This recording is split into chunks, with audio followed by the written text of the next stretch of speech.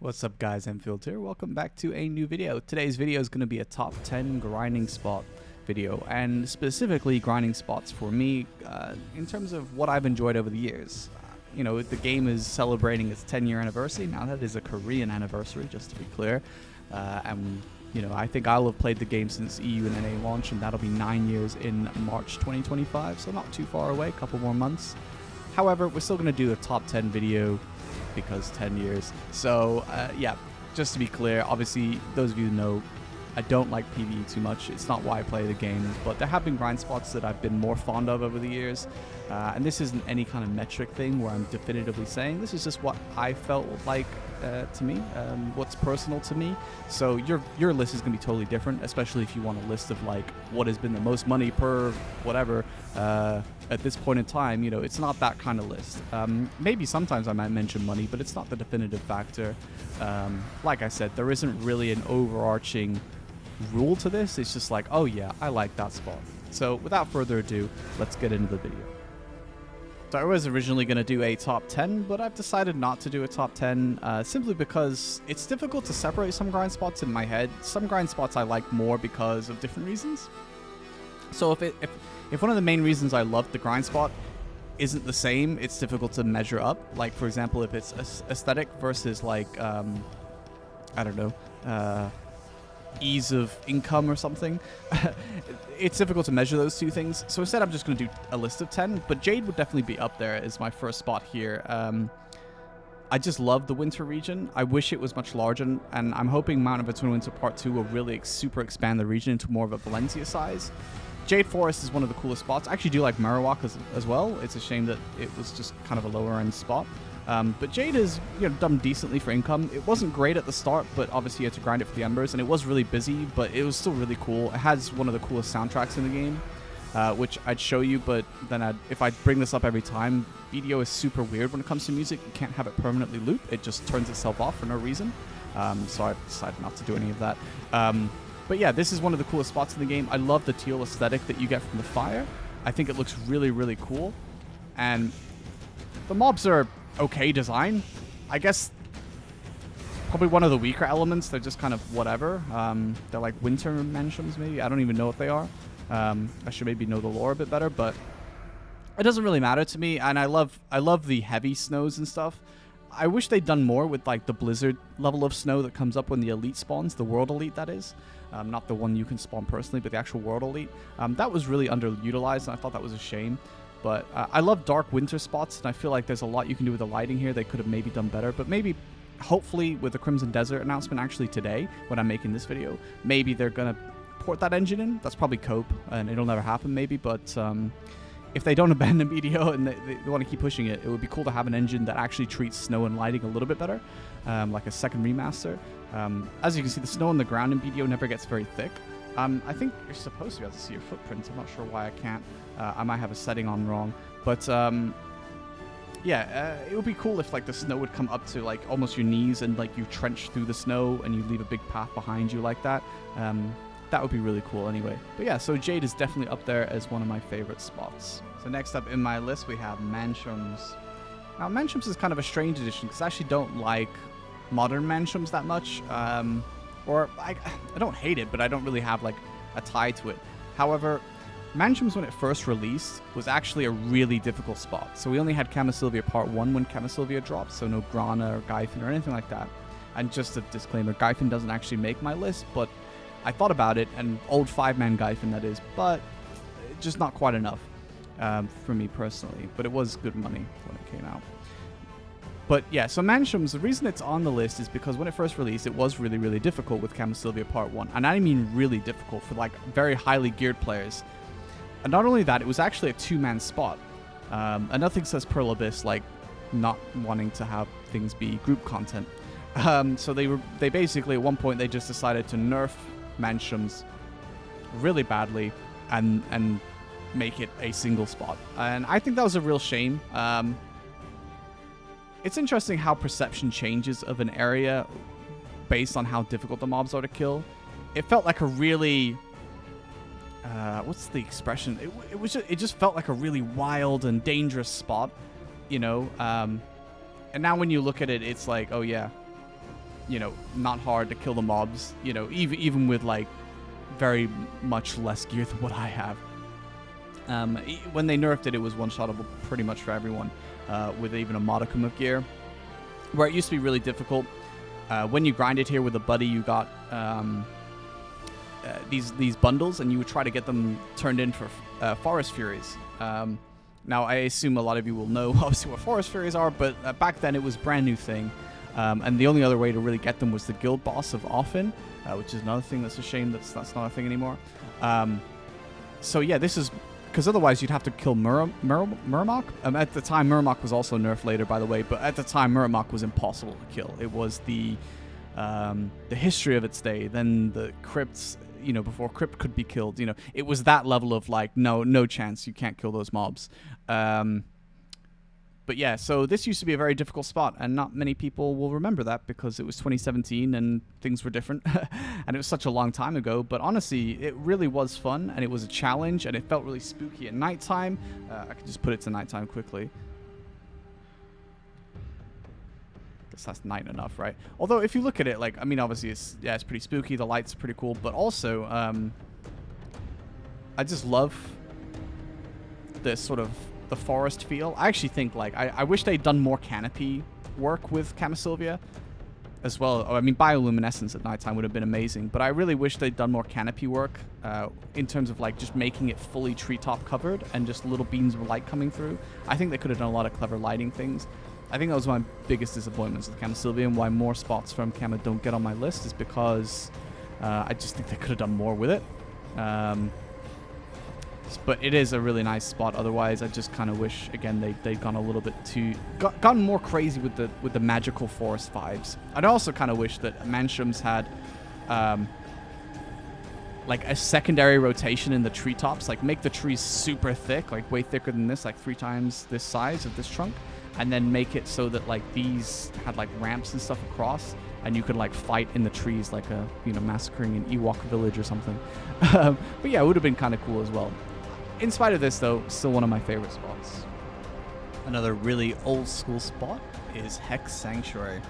And I do mean the original Hex Sanctuary, not the Elvia Hex Sanctuary. I never liked Elvia Hex. I just didn't like that everything was like, you couldn't really see the mobs because they were just full of like dark and red auras. And that was really, you know, and then you had that horrible skybox you get with Elvia. It wasn't for me.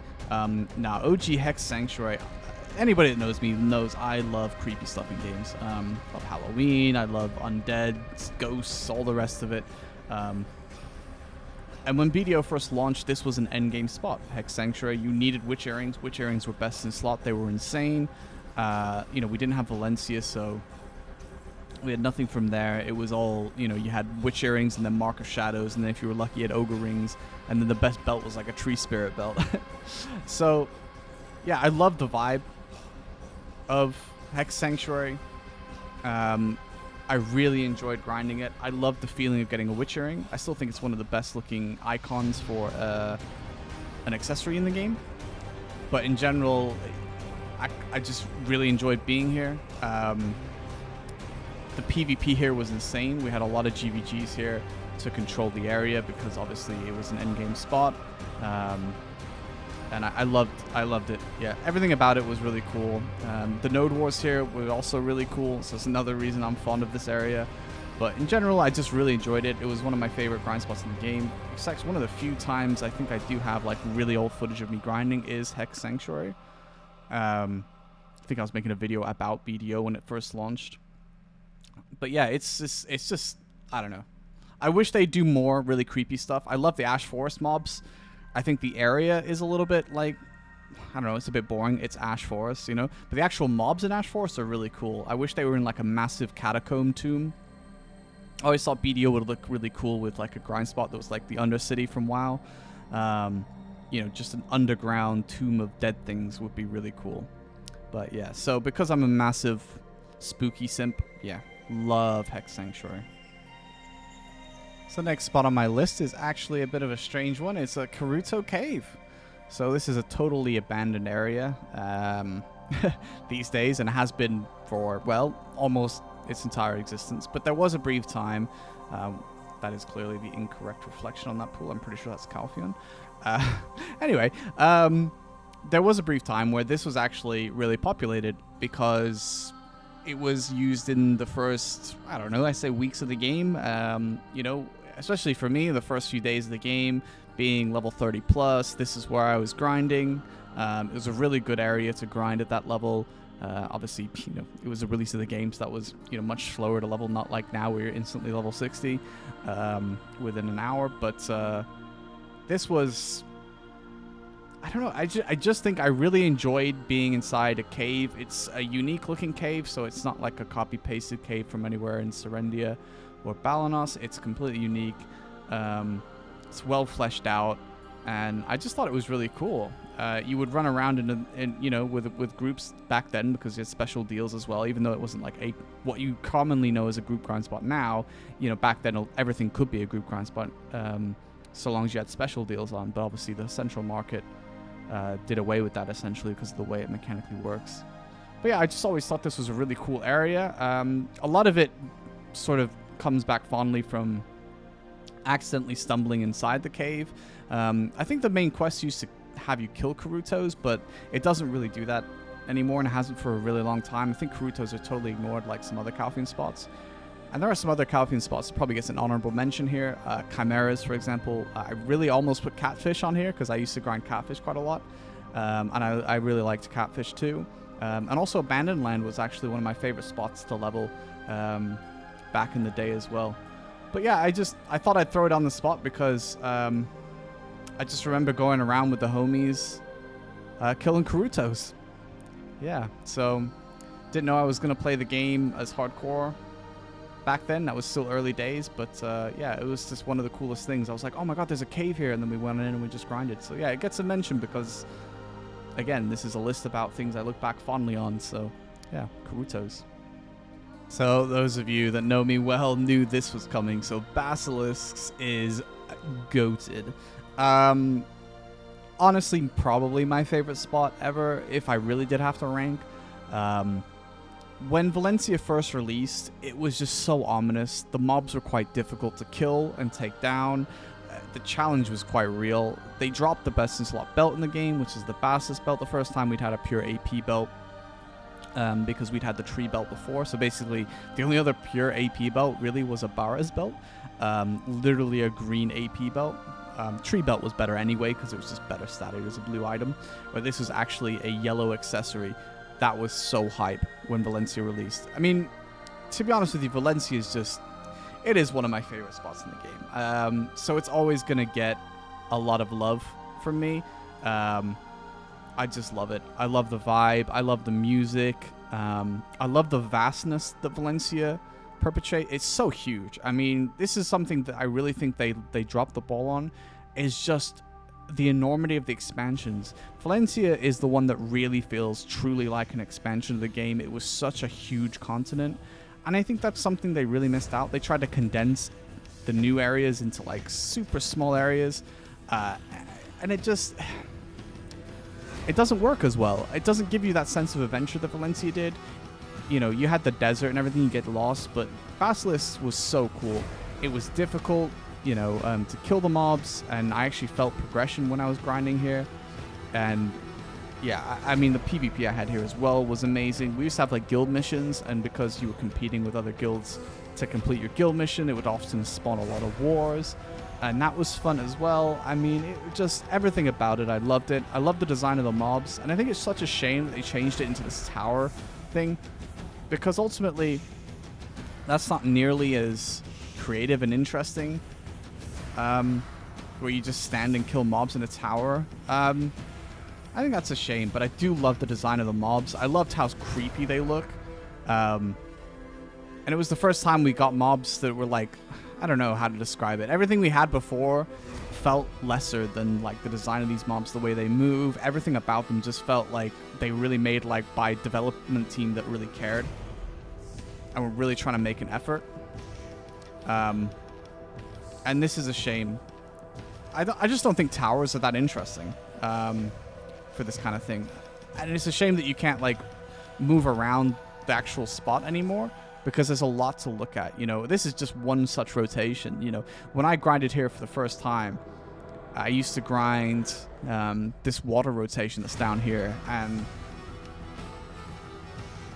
it was really cool. I'd go back and forth to this fountain here, and I'd come up here, and oh, the PvP was amazing. Sometimes getting griefed by people that, you know, wanted to take over my spot, and, you know, because... oh, wait, that can't happen. I'm sorry. Yeah, of course. Only PvPers can be griefers. No, just teasing. But yeah, everything. I love everything about it. I love the fact that it really does feel like the ancient ruins here. They throw a lot of ancient ruins in BDO, and it's just like, you know, whatever. I don't really like... I'm going to be honest with you. Like, the ancient weapon stuff, it's not something that I've ever really vibed with. But, like, this is, like, the idea of an ancient civilization with these basilisks, and adventurers have come to have a look at it, and then as a result, they've gotten all petrified and stuff. I love it. It's such a cool design. I love its vicinity to Sangrain and Altanova as a grind spot. And it was really intimidating and a really, really cool intro to Valencia for the first time. You get nice views of Medaya Castle over there. And yeah, there's another rotation cave entrance over here from where I am, and the river like wraps all the way around, which is really cool. So I've just always loved this area. And again, Valencia can do no wrong in my eyes. I really love Valencia. But yeah, here's the other cave. Oh no, wait, is this the main cave? Let's see if I can remember. This might be the main cave, actually. Yeah, it is. See, I'd actually come all the way down there, and I was still in the main cave. The other one is a bit further along. There used to be packs in there as well, and there's no more packs. It's over here. Yeah, there it is. Sorry. So that's the other cave. Yeah, and you would go in that way, and oh man, it was just so cool. It's such a cool area. I really, really like it. And if you think about like a lot of grind spots even now, it's vast, you know? And Valencia afforded that opportunity for grind spots to be a big chunk of area, a big chunk of real estate, and they just don't really do that anymore, and I think that's such a shame. But look how intricately designed it was. It was really made with a lot of love, and yeah, to be honest with you, I just don't really feel that much with a lot of grind spots now, and you especially don't feel that because they keep rehashing things with like either Elvia or with Dekia, rather than creating new monsters and new areas that are cool, you know. So yeah, really cool area. So Centaurs makes my list, and I suppose I should call it Centaurus these days, but yeah, I mean, I guess like one of my favorite memories from grinding here is my first memory, which is where Valencia first released. So finally the border was lifted between Medaya and Valencia, and we walked into Valencia. I think we were level 55 or 56, me and my friend, both rangers. And we came here, the mobs were purple, and they were hella scary. And that was our first introduction to Valencia. We already knew at that point that we were going to get Awakening, but it hadn't been released yet, so we're all pre-Awakening. And we knew that this was kind of like the intro to the new... I mean, another reason that Valencia felt like such a cool expansion was that it introduced, you know, the plus 20 gear, pen, tet, whatever. You know, when before we were plus 15, so the gearing was going to change, all these new accessories that was all going to change. And, you know, this was the introduction to, you know, and we're like, wow, you know, we don't have Awakenings yet, but wow, these mobs mean business. I mean, obviously now we one-shot them pretty comfortably, but back then you didn't, and it was very, very, very intimidating. And my second memory of Centaurs, and one of the reasons it makes this list, aside from like the aesthetic, again, Valencia just can do no wrong, in my opinion. I love the cliff faces, the rocks, the desert rocks and everything. So cool. And the PvP. Another reason that Centaurs makes my list is simply because when the leaks first came in, so we did, you know, stats used to be hidden. For those of you that didn't know, stats used to be hidden in BDO. You didn't used to see how much, aside from like the AP value, you never used to see any other value. So that's evasion, DR, or accuracy. It was all hidden.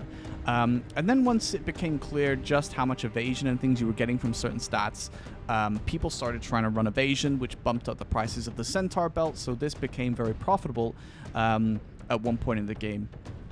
And what I started doing is I was really working on a Penzarka. Back then, that was insane. Having a Tet was already really good. Going for Pen was insane.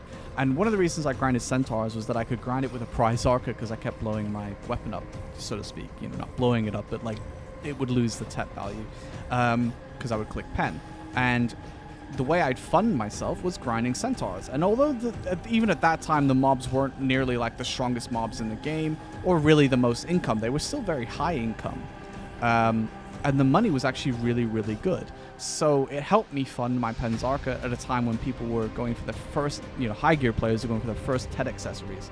But instead I went for a pen weapon, which, I knew that like there was a high chance we were going to get these absolute skills that the Koreans had. Back then the way that we would get things was much more delayed than it is now, from Korea to here. So absolute skills meant that, the bow skills that we had were going to be really powerful. And before succession was added, one of the reasons I hate succession is that like once we got absolute skills, like ranger bow damage was insane, and it really like progression really felt important back then. And as an awakened ranger, I went for a Penzarka, not a Pendandy.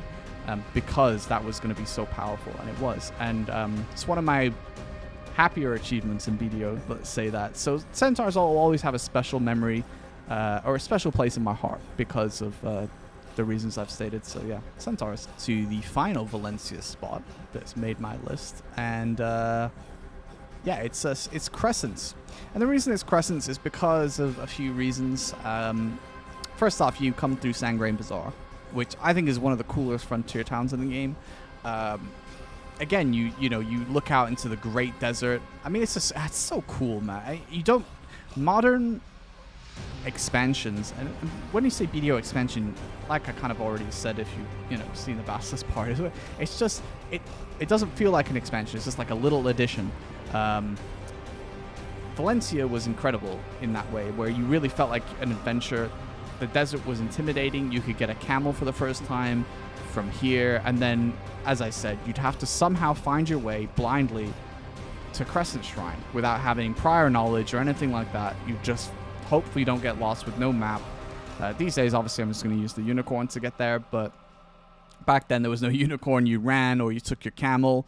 Some people took their horses, but again, horses moved really slowly, so not many people did that. Later, they added the baby elephant, but, I don't think you could get that right away.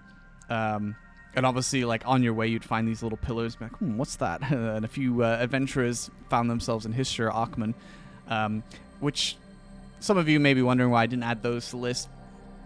I guess Histra was really cool at the start, and Akhman had a cool moment where people grinded at 5-man initially. But I guess I was there for so long that I just ended up not liking it because I was there for too long. And as I've already said, I'm not a huge fan of the ancient weapon thing. I prefer the more traditional enemy. I can appreciate that they try to do something unique with the game with the ancient weapon lore, but like it just got a bit much because we went from History to Sakraya right back to back. But yeah, one of my favorite memories was when I first found crescents, right? First off, exciting times because the crescent ring was suddenly it was this item that went up by 3 AP every upgrade. That's crazy, right? We went from 2 AP with the Mark of Shadow, which was a blue item, to this yellow item that's going up 3 AP. Whoa. And then if you finally found it, then it was like, this is an area that drops the best in slot ring in the game. It's crazy, right? And it wasn't difficult like Basilisks or Centaurs were more difficult, actually. But it was still really, really cool. And it still took a little bit to take the mobs down. It's not like now where you one-shot them. They weren't strong, but they weren't like one-shottable. And the PvP here was insane. I remember my first memory, and this is why I always like sort of roll my eyes when people are like, oh, I got bullied out of my grind spot. It's the worst thing that's ever happened. Like, this was an endgame spot. A Zerker was grinding here, and I started trying to grind another area, well, I thought was another area, and he came and killed me. And at the time, I just got farmed. The guy had way more gear than me, and I was pretty geared, but not like, clearly that geared. And I was like, wow, I need to get stronger so I can kill this guy because he's killing me. That's how, like, that's the attitude, right? Like, that's what pushed me. I was like, I want to be able to kill this guy, so I grinded anyway. But it's a fond memory to me because I was like, wow, I can't wait to be able to grind this endgame spot because it kind of was back then. Keep it in mind that nobody could grind Akhman History, not in a serious manner at that time, right? People 5-manned Akhman a little bit, but it was more of a meme than anything else. And History was just ungrindable until we got absolute skills, realistically. So yeah, for a while, like this, these spots were endgame because well, they were. You know, we didn't have the, you know, history, people forget this now, but history was the first time that you would actually combo mobs seriously. You know, that just wasn't a thing you would do. You know, mobs were built to be pretty easy to take down. Even the quote-unquote harder ones, like these ones, they were still pretty easy to take down. You know, basilisks and centaurs were really the most tanky mobs until we got Piliku was kind of a bit more tankier. But yeah, so anyway, so the point is like I was really motivated to be able to be strong enough to hold these kind of spots, grind the crescent rings, you know, and things like that. I didn't feel like I had a given right to be here, and I wasn't going to whine to the developer to nerf PvP because I died. You know, I appreciated that he was stronger than me, and I wanted to be stronger. I mean, I also could have been better at the game. We didn't have awakenings back then, and Zerkers could basically combo you relentlessly with like resetting grabs. You can't do that anymore, but you used to be able to. That was before the CC changes came in 2018. So anyway, that's a long-winded way to tell you I really like Crescents. I have very fond memories of Crescent Shrine. So yeah, I really appreciate this area. So next up we have Olan's. Now, Olan's is just one of the coolest spots in the game, design-wise. I love that it's a group spot, which we don't have enough of and never had enough of. But it was just the knowledge involved. Everything about Olan's is a cool thing, right? You know, so Odalita first released, and essentially the only two grindable spots at the time were Thornwood Forest, which more people could do, and Turos, which only a few very geared people could do for the first Fallen God release. That was really hype. And Olan's was never really considered an option for Grind Zone because it was just so difficult. People were getting one shot running through it. It was very spooky. And people just didn't really understand how to play Olan's. And slowly over time, people learned. And that's what's so cool about it, was that it had more depth to it than any other grind spot had before it. And it was just really exciting to be here. And honestly, Odalise is one of my favorite spots in the game. It's one of my favorite expansions in the game. And the reason that I think it did so well was that it didn't just release a bunch of, you know, Timmy spots, which is what Dregan did, and Dregan was dead on arrival because of that. It just was awful, especially before the Infinite Potion was in the game. And yeah, it obviously got even cooler when they added Orzeka as well, but I just love it. I love the floating rocks. I love the whole biome. Aesthetic of a grind spot is really important to me, if that hasn't become clear already. And Olan's is just one of those things where I just really love it. I love the way that the golem wakes up, puts himself together and wants to like throw hands. I love the design of the mobs. I think the design is really cool. I think Dekia Olan's is a real shame. I have to be honest with you. I don't think it's nearly as interesting as original Olan's. And I do understand when people say they don't like tower spots as much because, yeah, you don't get to run around, go in a rotation, and have a little bit of a slight change of scenery every time you move around, and I get that. I mean, I love the falling waterfalls, the water from apparently nowhere. I love the vines that are holding up rocks. I love the ruins. I love the fact that it actually feels like a real ancient area. Everything about Olan's, I just really appreciate. And I think design-wise, they really knocked it out of the park with this one. And honestly, like, when it became sort of more meta, you know, it was just really cool because, you know, you finally had a grind spot that was next to Adraxia, which is one of the coolest cities in the game. I love the vibe of Odalita for the same reason I like Hex. You know, it's got that spooky gothic vibe and everything. And to be honest with you, my only issue with Odalita overall, actually, is that I wish that for Crypt, which is also cool, that they'd done different mobs for Crypt. Again, that's kind of like, that could have been a cool catacomb or tomb with undead things instead of like more of the same type of mob from Thornwood. That is my only criticism really of Odalita.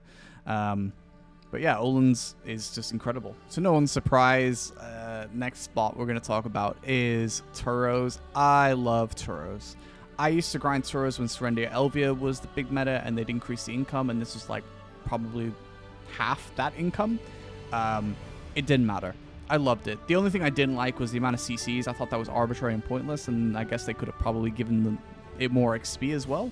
But wow, I mean, everything about Turos I loved. I love how strong they looked. You know, they really felt like difficult enemies, which was important.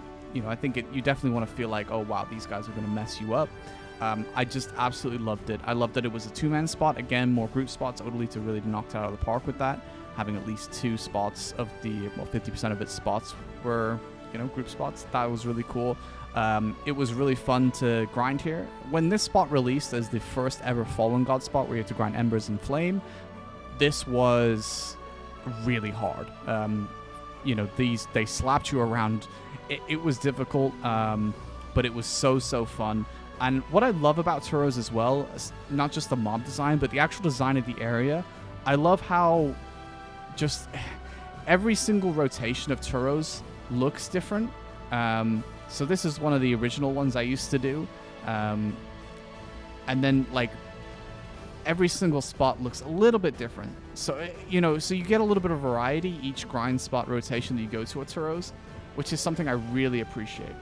You know, so this, I think this is the first rotation I did with my friend Roll when we were grinding for the first Fallen God piece together, and we grinded a huge amount of time, maybe 16 hours, trying to progress. You know, back then I was motivated to grind. And yeah, I just loved it. I mean, I just think it was so cool. You know, everything you got here, I guess the visual aspects were just so cool. And like I said, like, there's different rotations, but they all look a little bit different. You know, there's a little bit going on. You know, some of them, you have this water rotation here that's more swamp-like. You had the one that was more like, it looked like, you know, there'd been a battle up there.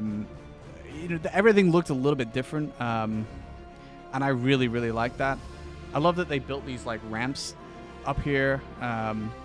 Like, it made a lot more sense that they would have like this, like, unlike Mansham's, which for some reason they didn't really have the ramps going between them. Yeah, it was honestly, it's up there for number 1 even, I think, you know. And to be honest with you, I just wish we'd have more content like this. So yeah, anyway, that's Turos. This next spot shouldn't come as a surprise to most of you, but of course, not all of you would have played back then. But Pirate Island is one of my favorite spots. Why? They've never revamped it to be a harder spot and utilize the area, when instead they did the other island that nobody went to in the past in Paddocks, and you're just inside a depressing cave the whole time. And rather than a tropical island, I can't tell you. But Pirate Island is one of the most iconic spots in the game, and to be honest with you, aesthetics aside, the journey to get here was epic. It felt really like you'd really gone on an adventure to get here. The group grinding here on the main rotations, really good. You had, you know, new accessories here that were worth getting. People wanted the red coral earrings to counter evasion builds. You know, the rings and stuff were really good for, you know, I mean, that was the new player sort of gear, you know, way before we had Valor or even Asula stuff. You know, it was getting blue coral earrings and rings and things like that. And, you know, that's what you would get in order to be able to start to progress your character. But yeah, I mean, it was such a cool area. And honestly, like, when you think about it, the island is absolutely enormous, you know, for just one spot. Although, granted, I would suppose that there's like 3 areas really of it you would use. Sometimes you'd use this back beach a little bit, but most people use the main mountain and then jungle. But yeah, I mean, the PvP here was insane. I mean, the griefing was also insane by PvEers that would just come under your rotation and start grinding, knowing that you would have to really commit hard on your karma to actually get rid of them. But it was still really fondly looked at. I remember having tons of GVGs on this island. Loads of individual PvP, group fights, all kinds of things. I know one of my fonder memories of grinding pirates was actually when the servers first merged together. So we went from 3 servers down to the 1 mega server. I grinded here. I was level 59, and I really wanted to be 60 before the first combined siege. So the first siege, as you combined, you know, people together basically. And I really wanted to be level 60. So I went hard here, and I think I grinded something like 21 hours in a row to be able to push that final like 20% that I needed to hit level 60 before the first siege. So yeah, this is the jungle rotation back here, by the way. So named because there's not really any buildings and you're just in the jungle. Yeah, I mean this was one of the coolest spots in the game. I remember having to specifically try and get like somebody to kill. If I wanted to get someone off my rotation that was griefing me, I would try to kill them in a certain spot so they'd spawn on this other island here, because they wouldn't spawn at the beach over here, which would keep them away much longer. So yeah, just really fond memories. And again, it was like kind of how Valencia was, where it felt like an adventure to go out and be somewhere to grind, rather than just like, you know, I mean, Serenity LV was the worst culprit, right? You're literally beginner town of Heidel, and then you're immediately at the most income grind endgame spots. It always annoyed me, not to mention how lazy Elvia is in the first place. But yeah, I mean, one actually cool thing about Pirates that even I didn't know at Peak Pirates, and only actually because they updated Paddock's Island to be like the updated version of Pirates, which again is a shame. They should have just done this island, because it still is and has always been abandoned since it fell out of favor, which is such a shame. But there is a giant like skull fountain on this island. You just can't really easily see it if you're on this island. You actually have to be on the other island to see it, and it's over there. Let's see if I can get to it. I have the UI off, so I can't actually see my horse's water stamina, so let's hope we don't drown. Why this horse doesn't have unlimited water stamina, you tell me. It's up there. Let's see if I can get a better angle.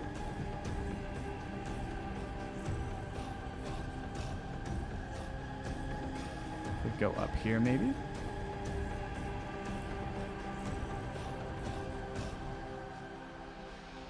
Okay, you can kind of see it there. Let's go here. So yeah, this is just one of the cool areas in the game, and something I look back on pretty fondly. It was really exciting back when it first released, because we went out on like our boats for the first time. You know, it was the first time it was worth having something better than a fishing boat. Although most of the time I had to make it out here on a fishing boat because I was too lazy to go for Etheria stuff. But yeah, it's just a really cool area, and to be honest with you, I really wish they'd do something new with it, bring it back in a really cool way. So I think it would be cool if, like, at nighttime, like some Pirates of the Caribbean style thing, that they all became like zombie pirates or skeleton pirates or something. That'd be cool. But anyway, yeah. So that's the last one on the list. I hope you guys enjoyed the video. I'm sure your list will be totally different. Again, I have not done this list in terms of this was this amount of money per hour, so therefore it's the best. You know, because I think that's a pretty depressing way to look at your favorite grind spot. To me, it was, where did I have PvP? Where did I really enjoy the aesthetic of the grind spot, which is important to me, because in a game that has good graphics, one of BDO's main attributes, aside from the combat, I think, that is important. And also, you know, how do the mobs look? Was it fun to play in the area? You know, all these kind of things. But yeah, so that's it. Hope you guys enjoyed the video, and I'll catch you on the next one. Oh, by the way, hope the Calcium Ball is good. Yeah, see you guys later.